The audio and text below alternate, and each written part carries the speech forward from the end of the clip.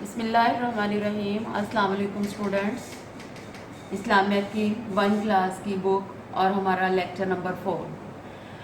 آج پہلے ہم تھوڑا سا پیچھے سے ذرا ریوائز کر لیں، تھوڑا سا پچھلے یونٹ کو، پچھلے باب کو ہم دیکھ لیں۔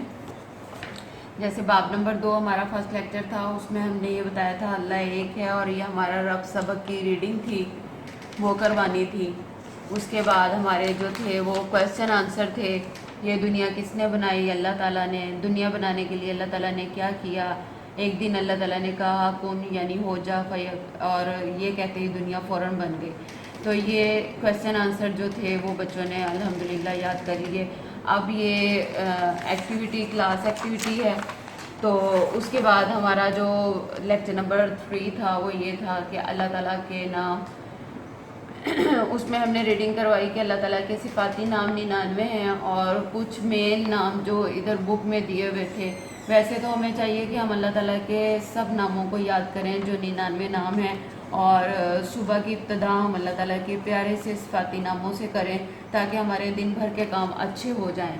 تو اس کے بعد یہ مین جو نیم تھے، 7 نیم ہیں اللہ تعالیٰ کے، وہ ادھر بک میں لکھے ہوئے تھے، اور بچوں نے الحمدللہ وہ یاد بھی کر لیے میننگ کے ساتھ۔ اس کے بعد ہماری یہ کلاس ایکٹیویٹی ہے۔ کلاس ایکٹیویٹی میں یہی کہ اللہ تعالیٰ کے ناموں کے ساتھ ان کا مطلب ملائیں۔ تو القدوس کا مطلب ہے پاک، تو یہ کلاس ایکٹیویٹی ہے، اس کو یاد کرنے والا نہیں ہے یہ، لیکن جسٹ یہ ہے کہ اس میں بچے کی جو ہے وہ ذہانت کا پتہ چل جاتا ہے، کہ بچے کو پتہ چل جائے کہ پیرنٹس یوں کریں کہ بچے سے پوچھیں کہ القدوس کا میننگ کیا ہے، تو وہ بتائے گا پاک، تو پھر آپ بچے کو بتائیں کہ بیٹا آپ نے اس کے ساتھ میچ کرنا ہے اس کو، ٹھیک ہے۔ تو یہ ہماری کلاس ایکٹیویٹی ہے۔ اس کے بعد آ جائیے ہمارا لیکچر نمبر 4 اور باب نمبر 4، قرآن مجید۔ قرآن مجید اللہ تعالیٰ کی سب سے بڑی نعمت ہے۔ قرآن مجید ایک آسمانی کتاب ہے، کیونکہ یہ اللہ تعالیٰ کی طرف سے بھیجی گئی ہے۔ قرآن پاک اللہ تعالیٰ کے آخری نبی حضرت محمد صلی اللہ علیہ وآلہ وسلم پر نازل ہوا۔ یہ آخری آسمانی کتاب ہے۔ آخری آسمانی کتاب ہے کیونکہ ہم اللہ تعالیٰ کے آخری اللہ تعالیٰ کے نبی آخری ہیں حضرت محمد صلی اللہ علیہ وسلم، اور ہم ان کی آخری امت ہیں، اور ان پہ یہ جو کتاب نازل ہوئی یہ بھی آخری ہے۔ جب آخری نبی ہے، آخری امت ہے، اس کے بعد کوئی امت نہیں ہوگی، اس کے بعد کوئی نبی نہیں ہوگا، تو یہ اللہ تعالیٰ کی آسمانی کتاب بھی آخری ہے۔ رمضان کا مہینہ تھا، ہمارے پیارے نبی صلی اللہ علیہ وسلم غار حرا میں اکیلے بیٹھے ہوئے تھے کہ اچانک اللہ تعالیٰ کے حکم سے حضرت جبرائیل علیہ السلام آپ صلی اللہ علیہ وسلم کے پاس آئے، اور قرآن پاک کی پہلی وحی نازل ہوئی۔ قرآن پاک کو مکمل نازل ہونے میں تقریباً 23 سال لگے۔ قرآن مجید کی حفاظت خود اللہ تعالیٰ نے اپنے ذمے لی، یعنی کہ قرآن مجید میں اللہ تعالیٰ نے بتایا ہے کہ ہم نے اس کو نازل کیا اور ہم ہی اس کی حفاظت کرنے والے ہیں، قیامت تک اس میں کوئی رد و بدل نہیں ہوگی۔ یہ جیسے ہی اترا ہے، جیسے ہی اس کے الفاظ ہیں جو ہیں، قیامت تک یہ ویسے ہی رہیں گے۔ اللہ تعالیٰ نے قرآن مجید میں خود اس کتاب کا، اس آخری کتاب کا، قرآن پاک کی حفاظت کا ذمہ لیا۔ جو پہلے آسمانی کتابیں ہیں جو پہلے نبیوں پر اتری ان میں رد و بدل ہوئی، لیکن یہ قرآن مجید اللہ تعالیٰ کے آخری نبی حضرت محمد صلی اللہ علیہ وسلم پر نازل ہوئی، اور یہ آخری کتاب، اس میں کوئی رد و بدل نہیں ہوگی، اور یہ قیامت تک ویسی ہی رہے گی ہمارے لیے۔ قرآن مجید میں ہمیں زندگی گزارنے کے بہترین طریقے بتائے گئے ہیں۔ قرآن پڑھ کر عمل کرنے سے ہم اچھے مسلمان بنتے ہیں۔ اچھے مسلمان سے اللہ تعالیٰ بہت محبت کرتے ہیں۔ قرآن پاک میں اللہ تعالیٰ نے بہت سے نبیوں کا ذکر کیا ہے۔ کچھ نبیوں پر آسمانی کتابیں نازل ہوئیں، انہیں رسول کہا جاتا ہے۔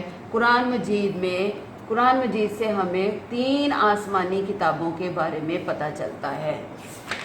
وہ 3 آسمانی کتابیں کون سی ہیں؟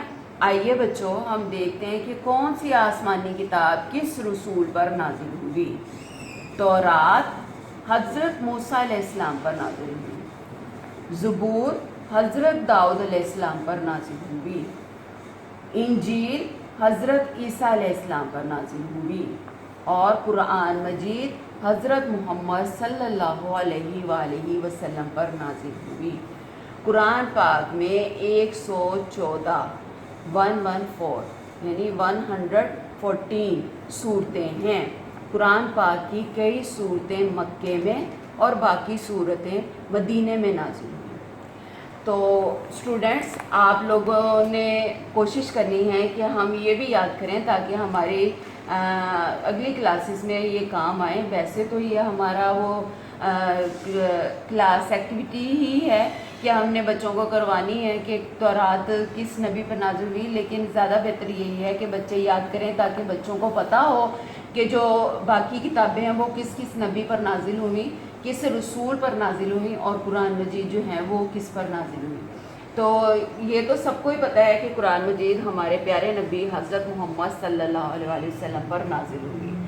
تو ریڈنگ کروانے کا مقصد یہ ہوتا ہے کہ آپ لوگوں کو کہ آپ کو اپنے یہ اس باب میں، اس یونٹ میں ساری چیزوں کی سمجھ آ جائے تاکہ کویسچن آنسر یاد کرنے میں آسانی ہو۔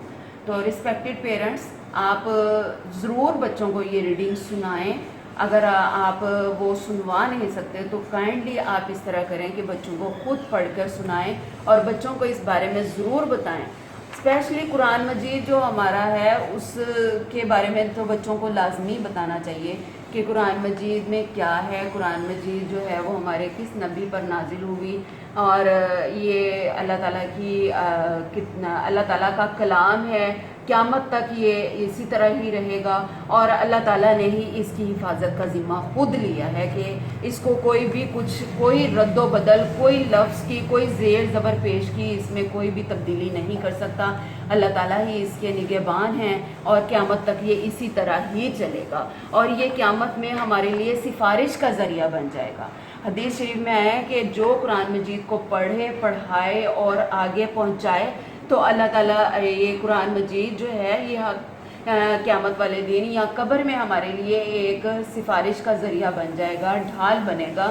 یہ خود گواہی دے گا کہ اس بندے نے مجھے پڑھا، سیکھا اور آگے سکھایا، تو اللہ تعالیٰ آج اس کے لیے حساب کتاب میں اس کے لیے جنت کی منزلیں وہ وہاں اس کی منزلیں آسان کر دیں اور جنت میں اس کا ٹھکانہ بنا دیں۔ تو یہ قرآن مجید ہمارے خلاف بھی گواہی دے گا اور ہمارے حق میں بھی گواہی دے گا۔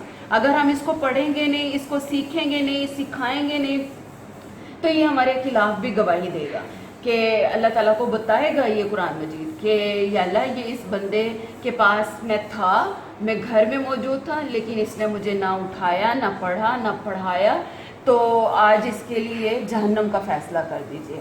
لیکن اگر ہم اس کو اچھے طریقے سے سمجھ کر اس کے معنی، اس کی تجوید، اس کے مخارج، ہر چیز کو اچھے طریقے سے پڑھیں گے تو یہ ہمارے حق میں بھی گواہی دے گا کہ یا اللہ اس بندے نے مجھے بہت اچھے طریقے سے میرا ادب احترام کیا، مجھے رکھا اور مجھے پڑھا، مجھے میرے الفاظ معنی سارا کچھ اس کو یاد کیے، اور اللہ تعالیٰ اس کو یہ ہے کہ اس نے زبانی اپنے سینے میں محفوظ رکھا، تو آج اس کے حق میں جو ہے میں گواہی دیتا ہوں کہ اس کا جنت میں فیصلہ کر دیا۔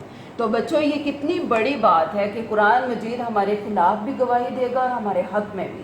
اگر ہم اچھے طریقے سے اس کو یاد کر لیں گے تو یہ ہمارے حق میں دے گا، اگر ہم اس کی حفاظت نہیں کریں گے، اس کا حق ادا نہیں کریں گے تو یہ ہمارے خلاف بھی گواہی دے گا۔ تو ہمیں چاہیے کہ ہم قرآن مجید کو اچھے طریقے سے پڑھیں، اس کو یاد کریں، اس کے معنی، اس کے تجوید، اس کی ہر چیز کو اچھے طریقے سے یاد کریں اور اپنے سینوں میں محفوظ رکھیں، اس کو یاد رکھیں، اس کے لفظوں کو، اس کے معنی کو، اور اس کا ادب اور احترام جو ہے وہ ہم اپنے دل میں محسوس کریں اور اپنے دل میں پختہ رکھیں، تو انشاءاللہ یہ ہمارے لیے جنت میں جانے کا سامان بن جائے گا۔ Thank you.